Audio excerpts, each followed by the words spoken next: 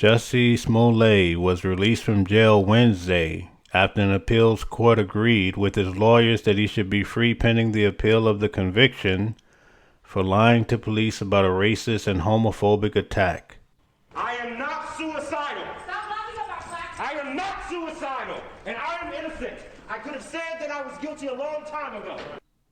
You probably remember that after Prince died, Jussie Smollett came forward and stated that Prince had tried to convert him into being a Jehovah's Witness many times throughout their friendship. Jussie was only in jail for 6 days before he was released, and according to the rumor mill, while he was in jail, Jehovah's Witnesses bombarded him with letters trying to persuade him to become a Jehovah's Witness Christian. Receiving 23 letters in 6 days may have even broken a record. These letters were reportedly sent from Jehovah's Witnesses around the country. I remember the days when Jehovah's Witnesses only sent letters to people in their local territory. My, how the times have changed. Well, Jussie Smollett is not the only person getting bombarded with letters. In fact, we have another report coming from another place in the country. A grieving father reached out to Action News Jax. He says Jehovah's Witnesses started sending him letters to his family and church after reading his daughter's obituary. New at 6, Action News Jax Katie McKee is live in San Marco. And Katie, this father says he found the letters offensive.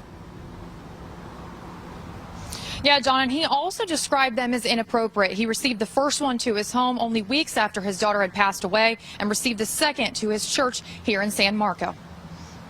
A local father who wishes to remain anonymous sent us a copy of a letter sent to his family's church, reading, "Sorry about your loss. I read about it from the obituary. Jehovah's Witness literature was attached." In a time when a family is grieving, they need to be surrounded by family and friends and their community of faith, and that's it.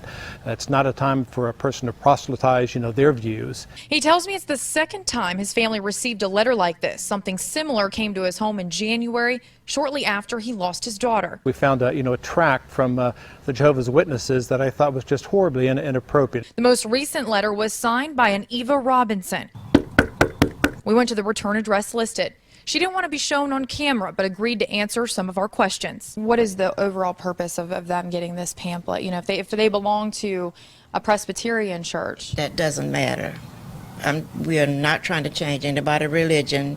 We're just simply encouraging. I told Robinson we were contacted by a family who was angered and offended. I'm sorry, I meant no harm. Robinson tells me she frequently sends these letters to families listed in obituaries, and this is the first time she has heard of someone having an issue with it. I think it just reflects upon, her leadership that is unfortunately interpreting scriptures in a very shallow way. Robinson tells me she attends Kingdom Hall of Jehovah's Witnesses. I reached out to all of them here in Jacksonville to see if they agree with her sending letters to these families.